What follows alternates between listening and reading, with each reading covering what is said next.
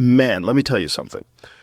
When you talk about the fight game, every once in a while, you get a matchup that feels like lightning in a bottle, like the kind of fight where you just know you're about to see something insane, something that'll make you jump out of your seat and lose your mind.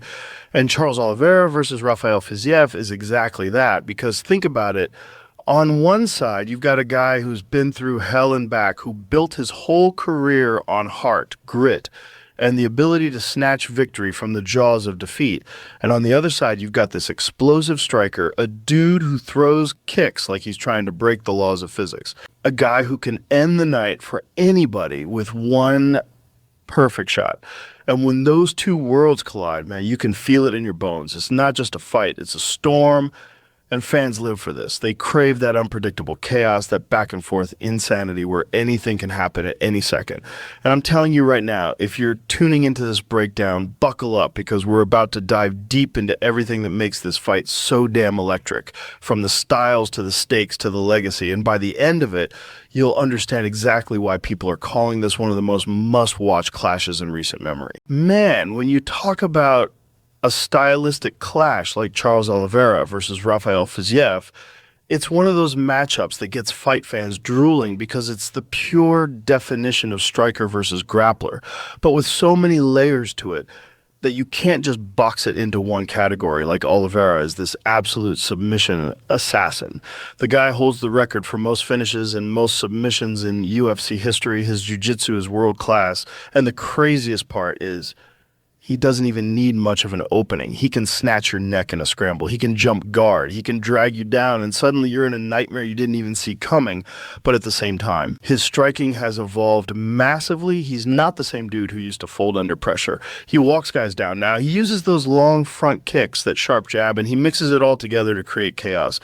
And then you put him against a guy like Fiziev, who's basically a human highlight reel of Muay Thai violence. I mean, this dude's speed, his power, his creativity on the feet, it's insane. Spinning kicks, body shots, leg kicks that sound like a baseball bat cracking against a tree. And the thing with Fiziev is he's so precise and so explosive that you can't give him an inch of space or you're waking up staring at the lights. So stylistically, it's like a ticking time bomb, because Oliveira wants chaos, but chaos is exactly where Fiziev thrives too. And that's what makes it so nuts. Like, imagine Oliveira shooting for a takedown and Fiziev timing a perfectly placed knee, or Oliveira dragging him to the ground and suddenly Fiziev, this striker, is drowning in the deep waters of jiu-jitsu, where every limb becomes a trap. It's that razor-thin edge between one guy imposing his world and the other guy flipping it on its head in an instant.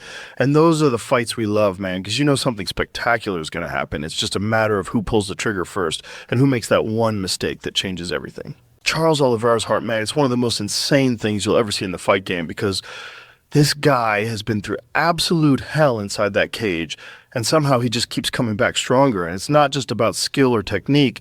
It's about this unshakable will to win that refuses to let him quit. Like, think about how many times he's been dropped, rocked, wobbled, everybody counting him out in real time, and then 2 minutes later, he's on the other guy's back, choking him unconscious. It's like he thrives in those moments where most fighters would crumble. And that's what makes his story so damn inspiring, because early in his career, people used to say he was fragile. They said he folded under pressure. And for a while that was true, but instead of letting that define him, he rebuilt himself into this monster who leans into the fire, like he almost invites the chaos just to prove he can come out the other side. And when you watch him fight, you realize his heart isn't just about taking damage, it's about this fearless forward pressure, walking guys down no matter how dangerous they are, like Gaethje, Poirier, Chandler. These are some of the scariest finishers in the sport. And Oliveira marched straight at them, took their best shots, and then broke them. And that takes a different kind of spirit, because it's not just toughness. Rafael Fiziev's power is just on another level, man. It's the kind of striking that makes you sit up in your chair, because every single shot he throws looks like it could end a fight. And it's not just raw knockout power, it's the way he delivers it. Like, His speed is freakish, his timing is razor sharp, and when he lets those combinations go, it feels like watching a video game character set on max difficulty because you've got spinning kicks flying out of nowhere, body shots that fold people in half, and low kicks that sound like a baseball bat cracking against a heavy bag. And the scary thing is he's not reckless with it, he's precise, he's efficient. He doesn't waste energy. So when you're standing across from him, you're not just worried about getting clipped. You're worried about how many different weapons he's got lined up to hurt you. And when he connects clean, it's devastating. Like, guys don't just lose rounds against him. They lose years off their career. That's how violent his shots are. And what makes it even crazier is he carries that power deep into fights. He's not one of those dudes who fades after a round. He's still dangerous in the third, still launching kicks with the same ferocity, still sharp with the hands. And that's terrifying for anyone who's trying to impose their game. Because even if you're winning exchanges, even if you're doing well, all it takes is one mistake, 1 second where you're off balance or your guard drops, and Fiziev can flip the whole fight upside down with a single strike. And that's what makes him so exciting, man.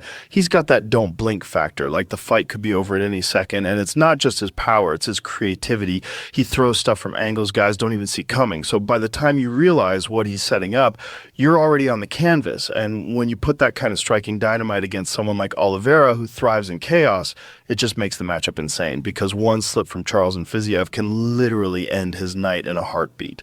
The stakes in a fight like Charles Oliveira versus Rafael Fiziev are massive, man, because this isn't just two guys throwing down for the fun of it. This is lightweight division warfare. And at 155, every fight feels like a title eliminator. Every performance shapes the entire picture of who's next in line, who's staying relevant, and who's slipping down the ladder. And for Oliveira, he's already been champ. He's already proven he can hang with the absolute best. So for him, it's about redemption. It's about showing the world he's still that guy, that the setbacks don't define him, the comebacks do. And a win here puts him right back in that conversation for another crack at gold. And then you look at Fiziev. This dude is hungry. He's been climbing the ranks with highlight reel knockouts, flashy performances, and the fans are behind him because he brings that excitement factor every single time. So for him, beating a guy like Oliveira isn't just another win, it's a career-defining moment. It's the kind of victory that launches you from contender status to legit title threat. And that's huge because in this division, you've got killers lined up everywhere. Gaethje, Islam, Poirier, Chandler, it's a shark tank. So every fight is basically a survival test. And whoever wins this one doesn't just move forward, they leapfrog the pack. They plant their flag as one of the most dangerous men at lightweight. And that's why the stakes feel so heavy, because it's not just about technique. It's about legacy, momentum, and timing. And these guys know it. They're not going in there to point fight. They're going in to make a statement because at lightweight, statements are everything. The fans remember who brings the violence, who brings the drama, and who forces their way into the spotlight. So when you stack that pressure on top of the stylistic clash, it just creates this perfect storm where you know neither guy can afford to play it safe. They have to risk it. They have to chase the finish because that's the only way to stay alive in this division. The fan expectation for a fight like Charles Oliveira versus Rafael Fiziev is through the roof, man, because this is exactly the kind of matchup hardcore fans dream about. It's got that perfect recipe where both guys are absolute killers, but in completely different ways. So the audience is already hyped before the cage door even shuts. Like with Oliveira, you've got this dude who's basically become a cult hero. People love his story, love the way he walks through fire, and somehow comes out choking the other guy unconscious. So fans are expecting those wild scrambles, those moments where he gets dropped, and everyone gasps thinking it's over, and then he flips the script and pulls off a submission out of nowhere. And on the other side, you got Fiziev, who's one of the most exciting strikers on the planet right now. He's a human highlight reel, and fans tune in just waiting for him to land that spinning kick or that thunderous body shot that makes the whole arena gasp. So when you put those two together, the expectation is chaos. No one is thinking this goes to a boring decision.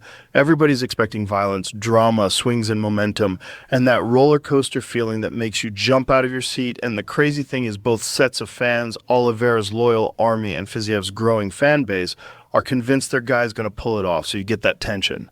that electricity where half the arena erupts every time Oliveira gets close to a choke, and the other half erupts every time Fiziev lands a big shot. And that energy feeds into the fight itself. It makes it feel even bigger, like a movie scene unfolding in real time. And that's why fans love these kinds of matchups, because it's not just about who wins, it's about being part of a moment, something unforgettable that people will talk about for years.